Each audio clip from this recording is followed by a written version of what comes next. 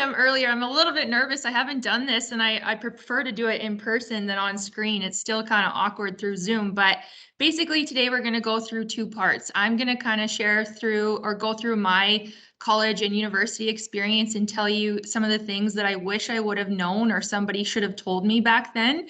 And then we're going to go into some of like the marketing side, and I'm going to give you some tips and tricks on social media and websites and that sort of thing. So like Raylene said, I'm just located north of Irma, Alberta. I grew up within the area.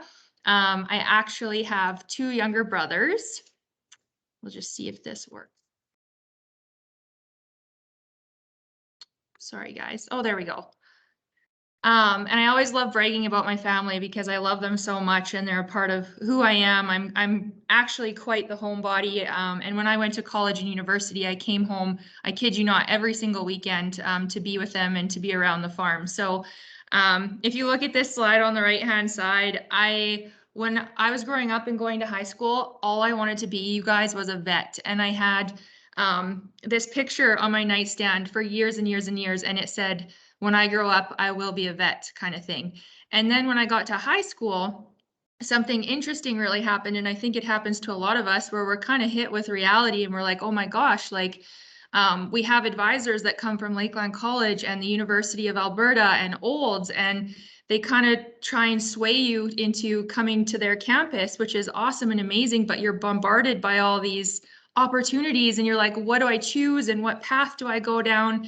And so at that time, I wanted to work with animals, but I didn't want to do the bio or the chems or the physics or anything because that wasn't my strength. I actually was really good at English and history and those kinds of subjects. So for me, I was like, you know what? I don't think I'm going to enjoy these classes. So we're going to do plan B. Both my grandmas were actually teachers. And so I was like, that life worked out really well because they had their summers off. They were able to help their husbands on the farm in the summers. And I was like, that was a great life. So we went for plan B and I applied to go to Lakeland College in Lloydminster. And there I took university transfer. So I guess some of my advice to you looking back is if you have the opportunity to go somewhere like Lakeland College or Olds College, take those boring classes first, because not only do you have the opportunity to spend that one-on-one time with your teacher, but they're gonna answer your questions. You're not just a number, like you're an actual person to them. And not only that, like you get to know everyone and anyone when you go to a smaller college like that.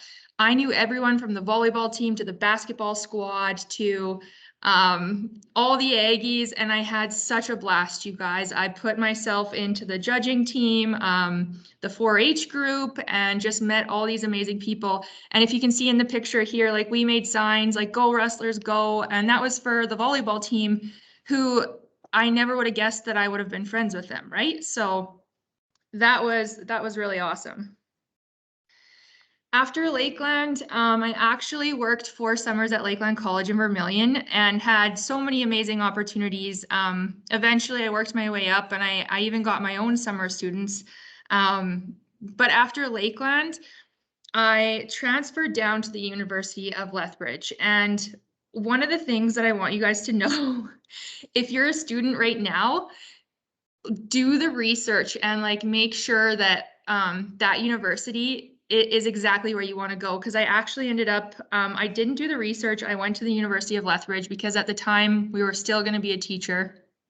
And it was 6 hours away from home. So not only did I not have friends and family down there, but I only went because it was supposed to be the best educational program in Alberta. And when I got there, I was in a grade 2-3 practicum. And I remember coming home, and it wasn't that I didn't like teaching or I didn't like kids. I loved kids. But at the end of the day, I was like, you know what, this isn't what I want to do. This is like my gut's telling me to go a different direction. And so here I was in Lethbridge, panicking as a student because you're like, oh my gosh, I didn't choose the right career path. Now what do I do? And I feel you almost felt like you were in trouble and that it wasn't okay to change majors and that you were kind of stuck in this position. And I still remember where I was sitting, you guys. I was in a rocking chair in my living room and having to make that call to my parents to say like, hey, guess what? This isn't what I want to do, and this isn't where I want to go, and I think I should transfer to the U of A was so hard because it was like, okay, now I got to change everything. I got to see if my prerequisites fit. You have to go through all the program plans again, and so it's this whole process, and I want you to know that that's definitely okay. It's okay to feel stuck, and it's okay to not know what direction you want to go, because all of us have been there, and in fact, we're still there sometimes. Like, fake it till you make it. We're all in that setting and in that category. So once I kind of had that light bulb moment, that was halfway through the year, I decided to make a transition to go to the University of Alberta. And here's a quote that I want to leave with you: is always pursue a career that gives you purpose and sets your soul on fire. And I've already said this once, but not all of us find it. It takes us quite a bit of a process to figure that out first, but don't get stuck in a situation where you're just going to work and you're not loving what you do, or you get stuck into a course or a degree where you're like, oh my gosh, I don't know what I'm doing. That's okay. Take a break or go talk to your academic advisor. Your academic advisors are your best friends, you guys. They're there to help. Go make sure to talk to them. They're always there to help get you out of a sticky situation. I spent so much time, I think I changed my major like 6 times just because I was like, I don't know what I'm doing. And you don't really understand the opportunities that exist either until you get out into that university world and until you start talking with people and you go to workshops or get into different programs and you make those connections and you start talking with others. I had no idea, you guys, that agriculture had so many opportunities. Like, you just think that you're a farmer or that you might work at a company to deliver chemical or fertilizer, but there's opportunities like marketers and like all these digital opportunities as well. So don't let those pass you by. So this was me at the University of Alberta. So once I did transfer to the U of A, I actually kind of figured out what I wanted to do. I got 2 degrees, like Raelianne said. But like I said, talk to your teachers and talk to your friends and your colleagues. There are times where if you don't, you will get in trouble. For example, I happened to take a course that didn't fit into my program, and luckily my academic advisor was nice enough that she signed off on that and I was able to graduate. Otherwise, I wouldn't have been able to graduate. But there's those sticky situations that you always need to make sure to be aware of. The other piece of advice is, if you're going to school right now or if you're going to university at some point, if you don't have a certain prereq for a certain course, just go talk with your teacher. They're there to help you and they want you to succeed. And sometimes what actually ends up happening is you might not have that course that fits into your program. And they might be like, you know what, it's okay. I see that you have all this experience. Maybe I'll give you an extra project on the side. You don't have to take that class. That happened to me numerous times. So just make sure to talk to others and along the way. Okay, so things I wish I would have known looking back is it's okay to take your time making big life decisions. You guys, in your 20s, we used to joke, my best friend and I, that we were so excited we wanted to slow down our 20s. But now that I'm almost 30, 20s are hard because you are going through so many big transitions. You're going to college or university, you're moving to a new location, you're learning how to drive in this new location, you're moving to a new place, you're making new friends, and somewhere along the way, you're more than likely going to meet somebody that you want to have a relationship with. And so you could be in and out of relationships as well. So you have all these major things going on, and eventually you're going to graduate from university and you're going to have to find a job. Or if you're like me, I worked at a dairy actually while I went to the U of A full time as well. So you have all these things going on. Don't feel like you have to make these decisions spur of the moment all the time. Like, just take your time. It's okay to choose the wrong path, and it's okay to figure it out as you go. Be boldly you. So be confident in the decisions you make and just know that everything will work out. Budgeting, you guys, is super important. And even if you're a Lakeland alumni, this is a skill that is becoming more and more rare. And so if you're younger, I highly encourage you to get involved into your university. There's always workshops going on. So figure out how to do your income tax and figure out how to budget properly, because money is very, very important. Surround yourself with like-minded people. I love the quote where it's like, you're the average of the 5 people you surround yourself with, which is so true. If your goal in 2022 is to, be better in your relationships or be more financially free, or, I don't know, those types of things, you're not gonna prosper if you're just sitting on the couch drinking beer and watching TV all the time, right? Like you have to surround yourself with those like-minded people that are gonna encourage you and cheer you on, and that are gonna have a vision board. Another piece of advice is face each opportunity with excitement. This is a huge one, and I'm going to talk about it a little bit later. If there are clubs available to you, or if there are mentorships or board opportunities, grab them by the horns and take them, you guys, because you can add those to your resume at any time, and it gives you such good life experience. And not only that, it's going to introduce you to so many new contacts that are eventually going to help you down the road, whether you like it or not. I tried to get into, like I said, I was on the 4-H club, I was in judging, I was on the ag club, I was a part of this mentorship program with the U of A. I tried to get my fingers into any pot that I could, because I was just a curious person, and now I have so many contacts, even in this position where it's like, okay, who can I turn to for that social media post, or to help me find an influencer, or who can help me with graphic design, or who can I turn to about websites? Like I have those contacts because of the experiences I've gone through.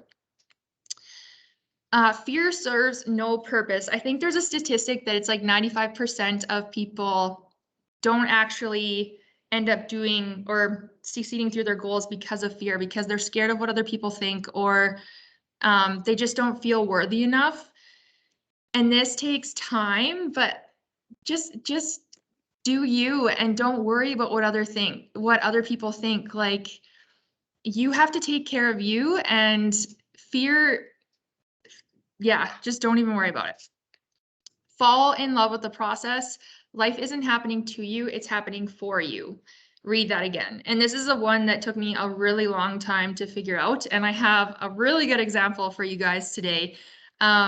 I actually just bought a new acreage and got a new house, and in the last 2 months I've had literally everything you can imagine go wrong, from a fire to a flood to my sewer not working to my water freezing to having one of my really good animals just pass away this week. So it's like every week there's something happening, and if I look at those situations negatively, then more negative things are going to happen. And I have a coach too for my job and for my personal life as well, and he's like, Jordyn, just laugh that you had a fire or a flood. Like, why are you so upset? It's okay. You're in a brand new house. You have 15 acres. That's more than a lot of people have. Like, just look back and just laugh and know that everything's going to be okay. And sometimes you just need to remove yourself from the situation and just know that whatever happens in life, it's happening for you, and there's another opportunity on the other side. And my last one is happiness really starts with you. It starts from within. It doesn't start with anybody else, you guys. It doesn't matter if somebody doesn't treat you with respect. It's all in how you respond to them. So, okay. And so once we get through the whole university college era, you get graduated, you're like, okay, great. Now what do I do? And for some of us, in that last semester, you're already preparing, looking for jobs, and you might have something lined up in April, May, and that's super awesome. But on the other side of it is, most of us, yes, we find a job, but it's not necessarily something that sets our soul on fire, because we have bills to pay, and because it's another whole world that we're going into, and we might be confused, and we might not know a lot still, and we might not know what to do. So take your time searching for opportunities that fit your skills, passion, and personality. I'm a prime example. When I got out of university, I actually worked a job that I loved, but it didn't pay well. So then while I was in that job, it was a boutique in Red Deer. I applied for another job. It was marketing. It was called Ag Buy Sell. It was for farmers, an online platform. And I stayed there for 2 years. And then eventually I was like, okay, this isn't what I want to do anymore. Like I love my producers, but this doesn't feel like me. So I moved home and I got into economic development. And that was a really great opportunity for my career. I learned so much, but I loved the people I worked with. I loved where I lived, but it still was like, okay, is this me or why am I still questioning this? And then I had a really great friend reach out and tell me that I'd be really good at this job, which is where I am now, the marketing manager for Cornerstone Co-op.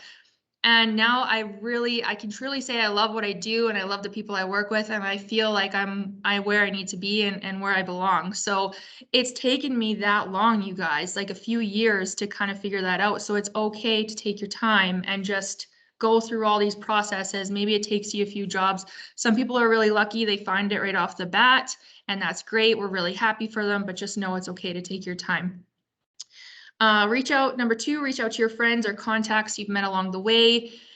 I used to absolutely hate the saying, it's all who you know. But now that I've gone through a few life experiences, it really is, and not in the way that you think. Like, if you're looking for a job or an opportunity, or even if you're looking to meet somebody, it's reaching out to your friends or the people that you've met along the way, because they're there to cheer you on and they're there to help you.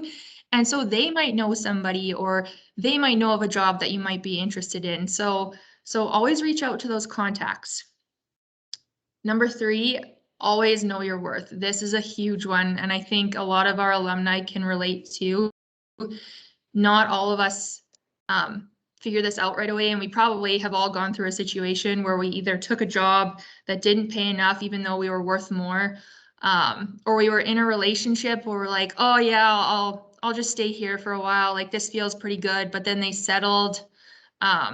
So know your worth and don't be scared to ask for more, and know that it's going to be okay even if you don't have a job or you're not in a relationship or your financials might not be what you want them to be at that time, but know that it's going to be okay as long as you keep pushing forward.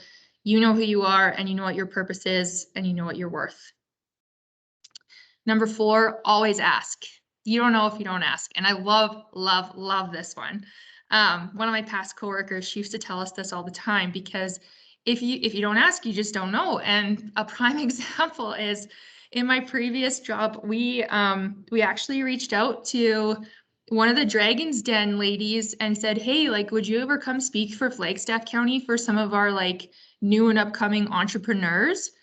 And she was like, yeah, thanks for messaging me. I will definitely do that. And then she ended up even buying some of those entrepreneurs' products, putting them on her social media, and it just became like this huge snowball effect, and it worked out super well. And another example would be like when I was looking for an acreage or a place to buy, I just went up to the neighbor and I was like, hey, like, would you ever consider selling 15 acres? And he was like, absolutely. But I never would have known had I not asked, or if I would have been too scared to ask. And you guys, what is the worst thing that's going to happen? They're going to say no, and you're going to be able to walk away and everything's going to be okay. Talking about opportunities, a while back, when I graduated from university, I had this amazing opportunity to apply into this Advancing Ag program in 2019. And now that we're going into February is Mental Health Month, and we're doing a campaign about it for co-op as well. But I want to bring up a really good point, you guys. In 2018, I applied for this program. When you apply, you get a mentor, you're paired with a mentor. You get a $5,000 budget to apply to, that'll help you get to workshops or conferences that you're interested in. So at the time, I was interested in social media and how farmers need to be on social media more often and how I could help them tell their stories. And so it was just so amazing. And in 2018, my mental health was actually not doing okay that summer. And so I actually got into the program, then kind of bailed out of it. And that's That's okay. It was still there. Then reapplied in 2019 and they welcomed me with open arms. And then what ended up happening is I got paired on the left-hand side with this lady, Janine Paley. And you can see Jason Kenney there. I know some of us may not be a fan, but he was a little bit more popular pre-COVID. This actually all just happened right before COVID. And then they put out this essay contest. And so I applied, I wrote this essay about how farmers need to be telling their story more online, how I could help them, what social media platforms they needed to be focusing on, blah, blah, blah, blah. And I ended up winning. And then part of winning that essay contest is that you got an all expense paid trip to the Banff Springs Hotel. You got to be one of the main speakers at the event. And then you got to speak at other conferences along the way. So I went there. I was literally so nervous, you guys. I was shaking when I went up there. I had 250 people staring at me and they were all listening to what I had to say. And that was like a moment where you're like, oh my gosh, I am so uncomfortable. I don't feel like I know what I'm talking about. Am I going to be okay after this? And when I finished, I got nominated as one of the top 3 speakers at that conference. And that was an opportunity where it literally opened the doors for all these other things. And it boosted my confidence. And it was just an opportunity that I said yes to. And all these things happened. So this is why I encourage you, any opportunity that presents itself, please say yes to, because it's going to reward you in the long run. Unfortunately, this happened right before COVID. So as I was just speaking at more workshops and conferences, they all got shut down, unfortunately. So we're still working on it. Okay, so now we're going to transition into the social media side of things, which is really funny because had you asked me that I'd be in marketing 10 years ago, I would have told you that you were crazy. I actually took a few marketing courses at the University of Lethbridge. And I really didn't like them. I hated them. I was like, I do not want to be in marketing.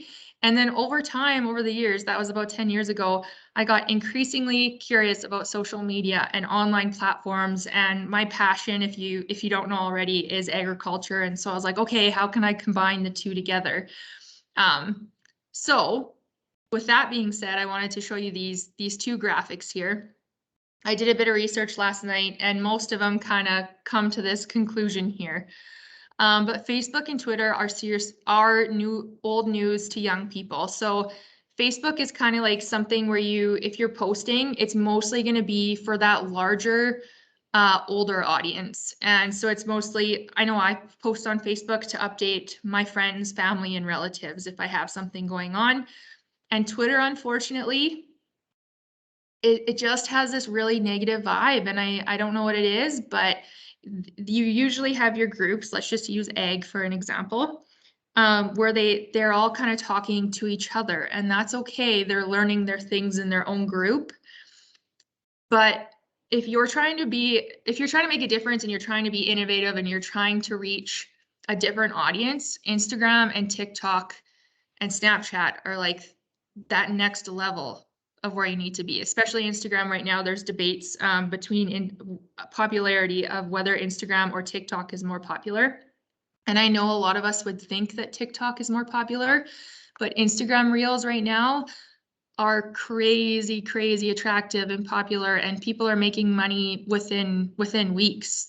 So, but yeah, as you can see, Facebook is like, this is in the US, but Facebook overall, because of all our older members and all the generations together, is the most popularly used. So building your brand, that's something you want to start with first. I've incorporated some of our co-op photos here.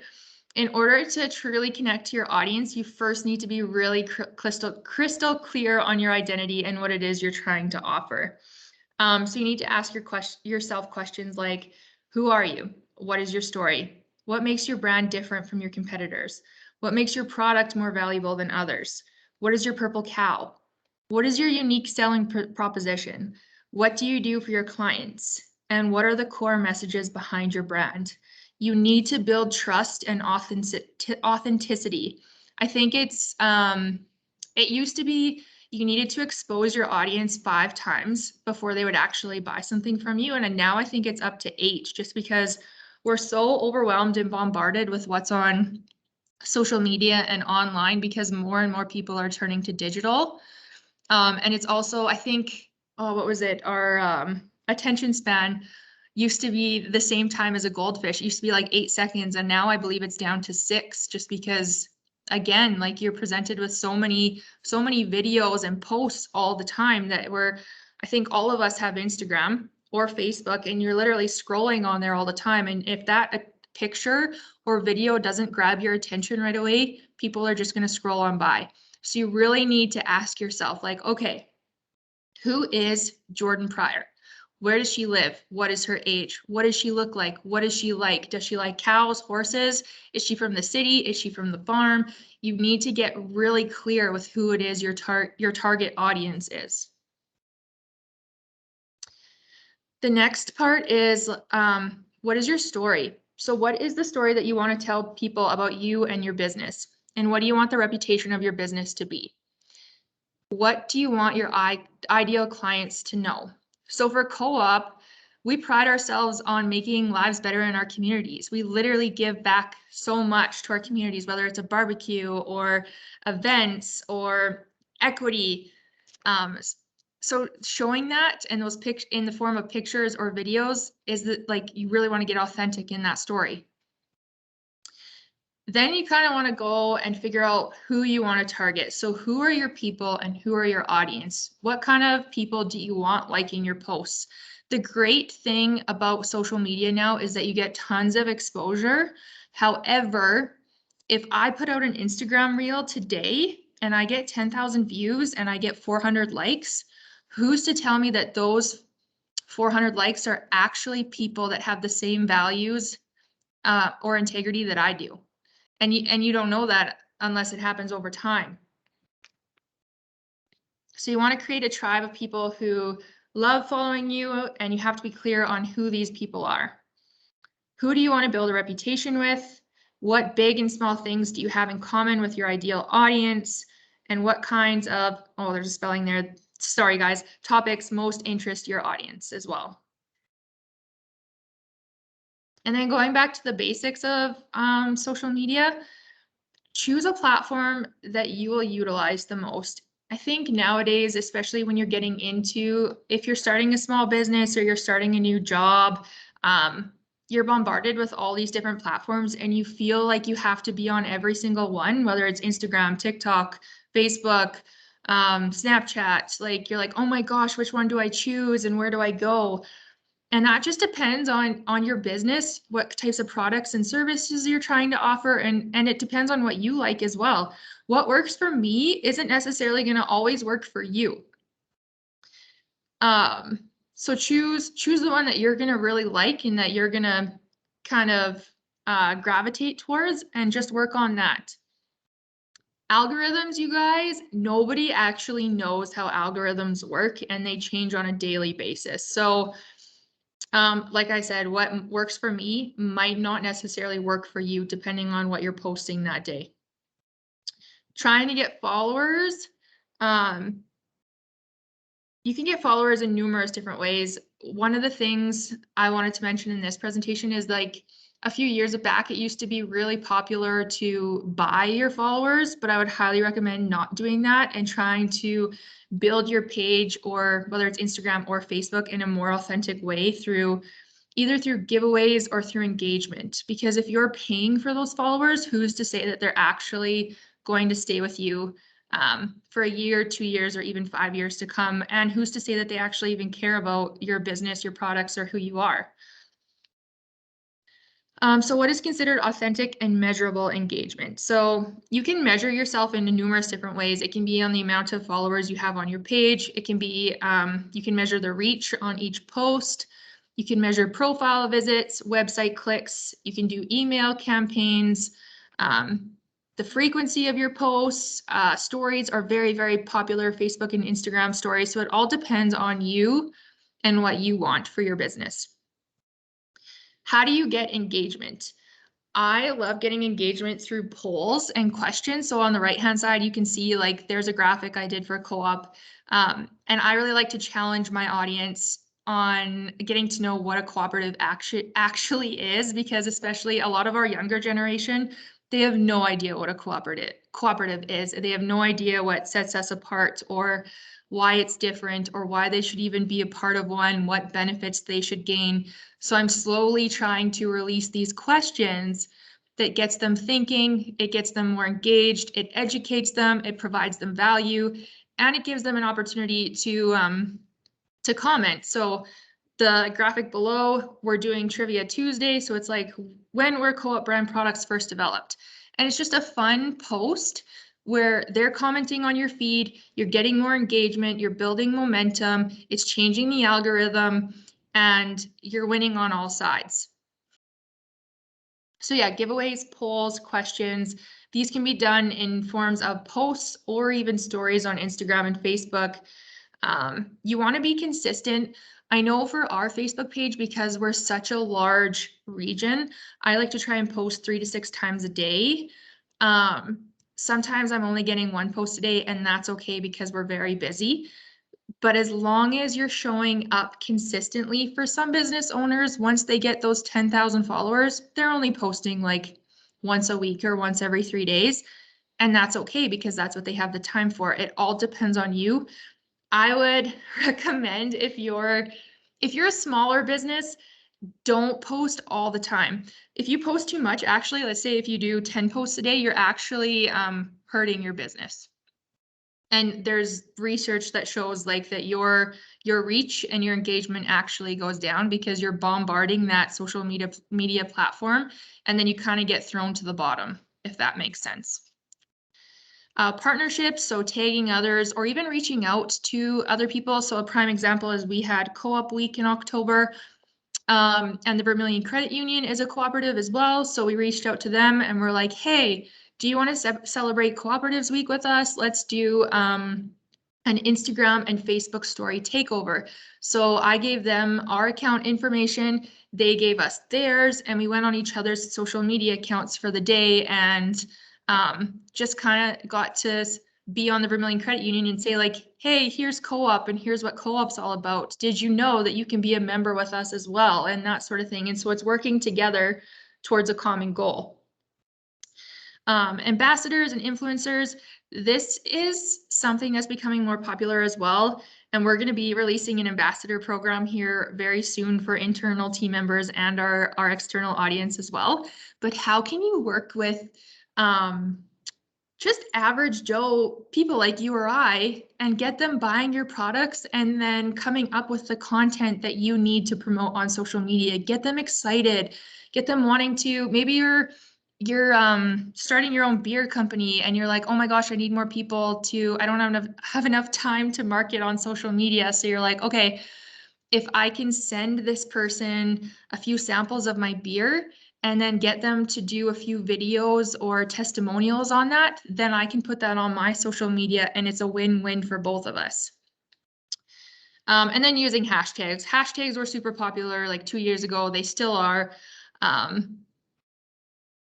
yeah, figuring out those. If you use hashtags that have less than 1,000 views, apparently your posts will show up higher on the feed. If you use hashtags that say like have 1 million views or 1 million or higher, you're just kind of getting incorporated into the rest of those, whoever else used those hashtags as well. So keep that in mind and come up with your own.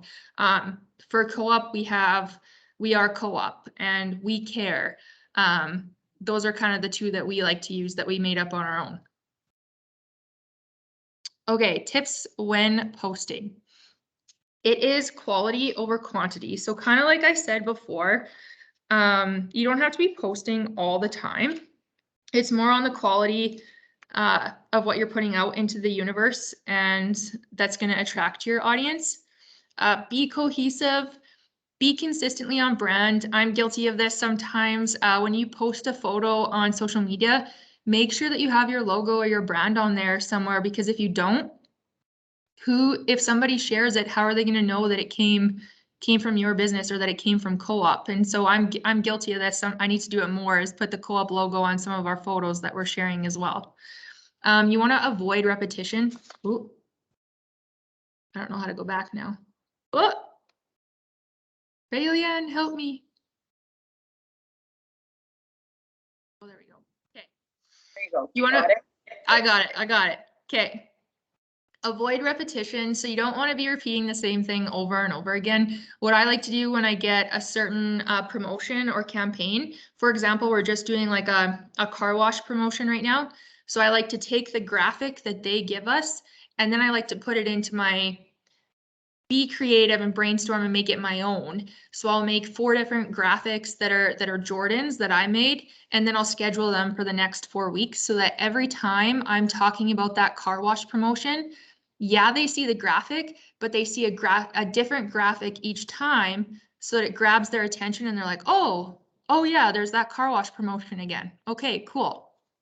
And you can use the same one, but honestly, like if you keep seeing the same thing over and over again, you're just like, okay, yeah, next, let's keep scrolling. As you can see in my picture over here to the right. You want to keep people's attention. Like I said, our attention span is very, very minimal these days. So you want to be as creative as possible. Videos are a huge thing this year. Like they call me the video girl here at Co-op because I'm all about the videos. So when I'm doing a graphic or a video, I'm always like, okay, how can I take that picture differently next time? How can I video at different angles? What does that person need to be saying? Is it the proper length? Does it need to be 30 seconds? Does it need to be 10 seconds? Does it need to be a minute? These are all things that you need to think about. You need to have a strong voice, be confident in yourself and be confident in what you're saying, and talk to your audience as if they're part of your community, because they are, and they want to be there. You are the brand. They want to know you. And I guess one of the big things I used to tell my farmers, you guys, and this applies to anyone, any business, whether it's co-op or you're just a little restaurant here in Vermilion, the more you show how vulnerable and authentic you are, the more people are going to be attracted and want to buy products from you. And this is the thing, especially in COVID, we've lost that real life connection. We don't get to hang out in person as much anymore. So everything is more and more online, and people crave connection, you guys. They want, as awkward as it is, and I tell all our team members this when I'm like, hey, can you just do a video of yourself making a charcuterie board in your house with your kids screaming in the background and your dog going nuts and maybe your neighbors yelling at you? Yes, I want that video. Why? Because other people can relate to your life, and they're going to laugh, and they might cry, they might think you're dumb, but guess what? Who cares at the end of the day? Because you're being you and you're being authentic, and at the end of the day, if that person unfollows you, they're not your customer anyway. And last but not least, always think and respond professionally. This one just makes me laugh because I've had to deal with it a lot lately, especially in this digital world where everything is going online. Our patience has gone down, and now everybody, I'm going to touch on this later, but everybody thinks their opinion is right, and so they don't exactly watch how they say or comment on social media. And so as a business owner, you always just need to take a step back and like, okay, how do I respond to this professionally, or how do I pass them off to the next person so that they're able to find the resources that they need, instead of just having to tell them to go fly a kite, because that's what I'd like to do half the time. But that's between you and me. What to post. Okay. So when you're thinking about what to post, and it's going to vary for Facebook versus Instagram versus Twitter versus LinkedIn. Sometimes you're going to be able to copy and paste that verbiage and cross post, but sometimes you're not going to be able to, because what you put on Instagram might not exactly be what you need to put on Facebook or Twitter. Actually, we rarely use Twitter anymore. It's mostly for like our ag or oil field customers, just because that's not where our target audience is anymore. But one, value-added content. Value. You always want to leave the viewer with education, some form of education, some form of entertainment and inspiration. You want to try and make their life better that day. So how are you making their day or their life better or more desirable? And what our coach likes to tell us is every decision a person makes during the day is either to avoid pain or gain pleasure. So how are you providing a solution to either of those? Number two, brand building. So kind of like what I showed you guys earlier, you want to educate them. I love educating others on what a cooperative is and how they're our members, our owners, that sort of thing. So you can share your message, your mission, your why, share more about your personality. You can share about different promotions. So at Co-op, we have tons of things going on all the time, whether it's in food, petroleum, home centers, gas bars, liquor, we always have something on the go. So, and these can be in free or paid campaigns. Some of the best promotional material that you can get, like I said before, is testimonials as well. And don't be afraid if somebody's buying your product and they continue to buy from you, they're doing it for a reason. So don't be afraid to reach out and ask them like, hey, what do you like about our products? What do you like about our service? Can we get a little testimonial from you and post on our website or our social media? Because even when I go to somebody's site or their social media and I see a testimonial, actually, whenever I buy a new product, I go look at the testimonials just to see, okay, like, am I going to get gypped? Is this a good product? Is it worth my money? So it's just an easy freebie that you can get. Okay, so some of my final comments as we're at 12:12. Social media is a great tool, but it doesn't replace in-person connection. And what I mean is pre-COVID, it was this ability, and it still is, social media platforms are there to help you market your products, and they allow you to build connections that you never would have had before. For example, like you can reach out to your audience, you can get to know people from all around the world, and that is super awesome. But always make sure to have those in-person conversations too. And don't be fooled by what's on the other side. So the grass isn't always greener on the other side. And just because you're seeing all those nice photos all the time doesn't mean that like their products are good or that they're financially secure. So you always just need to keep yourself in check. I think if I'm being very real with you, I think on TikTok and Instagram, it's actually kind of scary right now how things happen, because you can post a video and that video will get 100,000 views, but you don't know those 100,000 people. And you don't know where they're from. They might copy your stuff and you might not even know. They might create a new account. And not only that, but that video, yeah, you might have worked hard for it, but there are so many young teenagers and those that are getting out of university that are doing TikToks and Instagram videos, and that's awesome, but they're getting paid and they have no life experience, they have no budgeting experience. And so there's kind of like this awkward movement with social media right now. An example I like to tell is one of my really good friends. She has a professional photography business and she just got into videography as well. And she got into videography last month, and she had about 10,000 followers on her Instagram. And within a week, she had 60,000 followers, and she had all these opportunities. And before you knew it, she had so many negative comments because she was from the agricultural industry, and a lot of people just didn't understand what was going on or what brandings were, or why do you give vaccinations to cattle. And so there was all this going on. And not only that, they were taking her professional videos and then claiming them as their own. So it'd be like me going on social media, screen recording her content and her hard work, and then taking it and claiming it as mine. So just keep those things in mind. Social media is a really, really awesome place, but there are always things going on in the background that you need to be aware of. Start small, grow your platforms as you build capacity. So like I said before, just choose one. Don't choose all of them.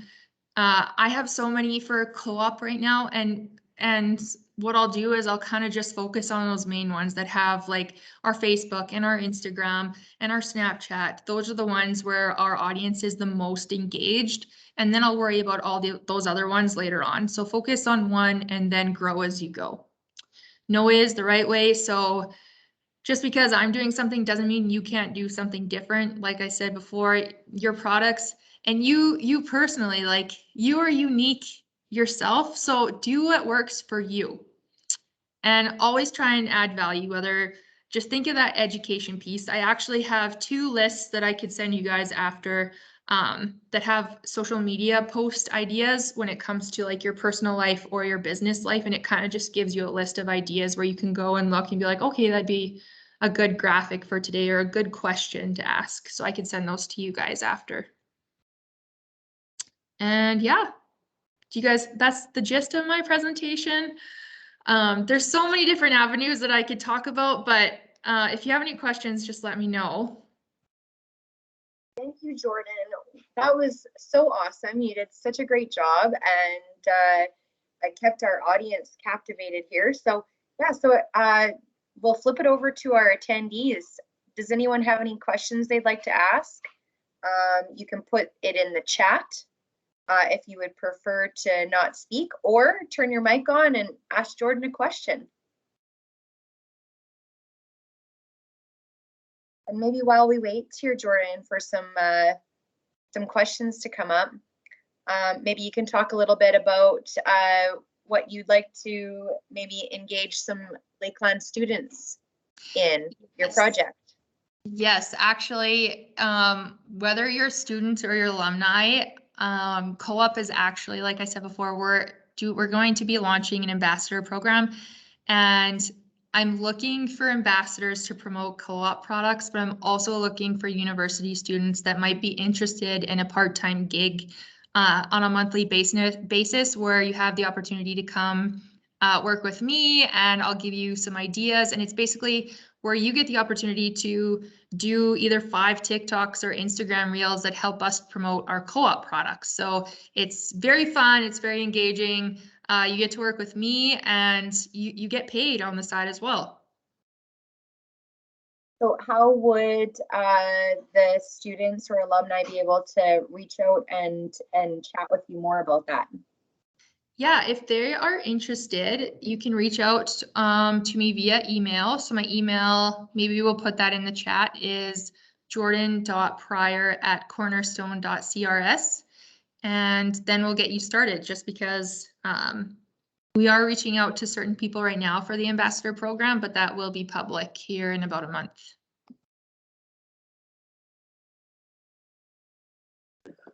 I have a question. Sorry. I have a question in the chat box. How did you grow an audience on those social media platforms? That is a great question. For Facebook, over time, because this was popular years ago, we have done the paid ads, so where you pay for followers. But honestly, guys, it takes time. So just be consistent. Don't think that it's going to happen in a day, because it's not, especially Facebook. Instagram might happen fast. So if you want to grow like your Instagram account, do more reels. People love seeing videos. Go look at what other people are doing for those Instagram reels or videos. Post at least once a day. Start to become more aware with stories. People want to see those Instagram or Facebook stories. Those are very, very popular, more than posts are right now. Facebook will take you a lot longer to grow, but just take your time. Do giveaways. That's a great way to grow your audience. So where you're like, okay, we're doing a liquor basket giveaway. We had our page go viral by accident. We did a $75 wheelbarrow of booze, and we got, I think it was like 3,000 new Facebook followers within a night, because it took off. And it was like, okay, as part of your entry, like our page, tag 2 friends, and share this post. So that's 3 methods of engagement that they're getting involved in. And it's a super easy way to get more people to your page, liking your page, and growing your page.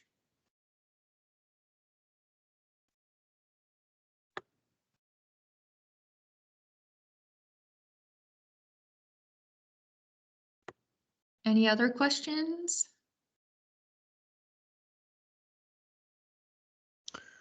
Yeah. I had a 2-parter. One, it goes back to the beginning of your presentation, the first half. When you talk about, changing jobs and changing majors and changing this and that, is there a moment where you feel sure of yourself that changing where you are is the right step? Is it just a gut feeling? Can you speak to, is there something specific that people should look for that they know that it's time to move on? Or how do we know that it's time to move on, or maybe we just have to keep going and push further? Oh, that's a great question, Russell. If you feel bored or you're not excited to wake up in the morning and go to that job, that is a sign that you should probably change your career path, or you should look for something else, because I've had it twice now in my career. When I worked at Lakeland in the summer, I was so excited to go to work. One, because my coworkers were awesome, and two, I loved what I was doing. And now at co-op, it's the same. Like I love the people I work with, and I love what I do. So it's super easy to get up in the morning and complete all the tasks that are on my job list for the day. But if you feel like you're settling, or you're grumpy all the time, or you're like, oh man, I don't know how I'm going to get through this week, that's a huge sign right there. And part of it, when you're changing career paths, yeah, it's going to be super scary to get outside of your comfort zone, and your gut will know. Your gut always knows. But our minds and our brain have a tendency to be like, oh no, just kidding, this is what you should do. And then you're like, okay, your gut's over here and your mind is over here. So always trust your gut. It's taken me 10 years to figure that out, and it takes time, you guys. Awesome. Thank you. Just another question on the second half. How do you keep inspired on a daily basis for your social media? How is it that you don't just give up sometimes, especially when you get hit with negativity and rude comments and all these things, or you lost subscribers this week? How do you stay happy? How do you stay excited about it? Yes, that is a really good question too, because I was feeling that this week. Like I said before, try and think outside the box. Try and be innovative. Right now, it's the year of videos. You can't go wrong with videos. Those are super inspiring. And I guess for me, because I'm a video person, do what you like to do. If you're into graphic design and making posters and that makes you happy, then yeah, do that. But I love capturing people's emotions and getting them on screen and getting them talking and to our audience. So that's kind of like what I like to do. But honestly, a mixture of graphics, video, polls, or forms of engagement. Try and do a mix of those at all times. And it is hard. Like when you get negative comments, or like we get a few into our inbox that we have to deal with every so often. Yeah, you look at them and you're like, okay, like this person doesn't understand. A prime example right now is people are reaching out to us because they're like, you have these flyers that you're posting on social media, and then we go shopping at your store and it's not on the shelves, and they're very upset. And that's okay, but you're like, guess what? That's not because of co-op. That's because of co-op or COVID and like the trucker situation and like everything that's going on in our world. And we'll do our best to help you out. But at the end of the day, it's kind of just like, okay, like how can maybe I give you $10 off your groceries that day. Like you want to try and make their life better, but there are days where you're like, okay, how am I going to approach this situation? And there are days where you're just like, I don't want to deal with social media today. It's really bittersweet. Got another question from Barb. How do you present your stats on engagement? Yes, great question, Barb. You can do it in numerous different ways. I like to show, like when you post something on social media and you have a Facebook page or an Instagram page, you can see like how many people you've reached, how many, if you post a video, like how many views or people have watched, how many people have commented, how many likes, how many shares. So those are different forms of measurement that you can put in your presentation as well. But just try to do those giveaways. Try to ask your audience questions, because, for example, one day in October, I said, what is your favorite thing about fall? It was very simple. It was easy. I had over 100 comments, and that shows me that my engagement is working.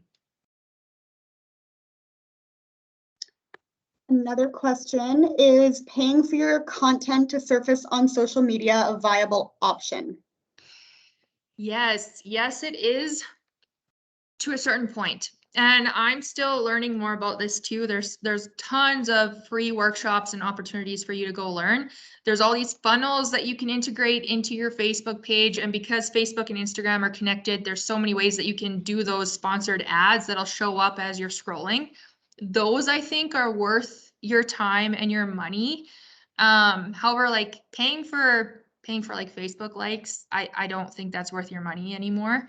But for certain examples, like, okay, so Truth and Reconciliation on September 30th, when we were doing a press release for that, I did that on social media 2 weeks in advance, and then I boosted it. I think I added $50 just to get more engagement and more people liking it and seeing it, and that was worth my time and my money, right? Because it's very important, and $50 at the end of the day for 2 weeks, it is nothing. So, but you just want to make sure, like when you're doing those ads or those sponsored ads or whatever, that you're getting the proper reach. And it'll show you there too. So play around a little bit, put in $5, $10, $50, $100. Maybe you want to put in 1,000 and just see how that reach goes up or down. Sometimes when you put in $1,000, it might be like, oh, reaches 10,000 people. And then if you put in like $500, it'll say like 10,000 people. So what are you going to do? You're going to do the $500.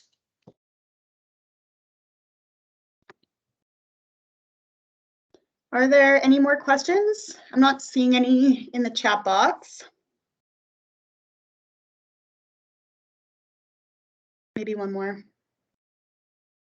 Jordyn, I really appreciated you talking at the very beginning. I mean, the social media piece is great because I think the more we talk about it too, the more we learn. I really enjoyed hearing you talk about your 20s leading up to your 30s. And just all your experiences, everything that you've experienced leading up to where you are at now. And I want to say congratulations, you know, on your position at Cornerstone, and also just, you know, talking about your experience here, because, you know, I want to tell all the viewers, when Jordyn and I first talked about Ladder Up and what it meant, and, you know, kind of what we were trying to do here at Lakeland with Ladder Up, she said to me, there's a lot of things that I want to share, I want to talk about, specifically about stuff that nobody told me, that I had to learn the hard way. And I think that goes for, you know, we're all kind of in the same boat when it comes to that, right? When you come out of school and you're kind of wondering, okay, what do I do now, right? And just not so much going with the flow. I mean, there are people who really, they manifest where they want to go and how they want to get there and what they want to do. But there's so many different, that's why we use the analogy of the ladder, right? You're each rung of the ladder, and sometimes you have to move ladders. Sometimes you go down the ladder. Sometimes you have to shift to another ladder. Sometimes ladders are smaller or larger, you know, so it all just kind of works together. So I really appreciate you taking the time today to share your experiences and share what you know about social media with our viewers. And if there isn't any more questions, then I'll guess we'll end the session. And just so if you missed in the or in the comment section, I did say that I will email the recording out. So anyone that registered will actually get the recording link, and they'll be able to take a look at it. Thank you so much, you guys. I'll leave you with one thing just to go off of Raylene. It doesn't matter how far down the ladder you go sometimes. I was in a relationship for 7 years and didn't end up staying with that guy. You went through those situations, and maybe you stayed in university for 7 to 10 years and you're still not in the career path that you wanted to be. You spent that time and now you built yourself up to where you are today, and you would not be that person you are today had you not gone through those experiences. So please keep that in mind. It's okay to go up and down the ladder. And thank you all for attending the session today. Awesome. Thanks so much. You have a wonderful day. Thanks everyone for attending.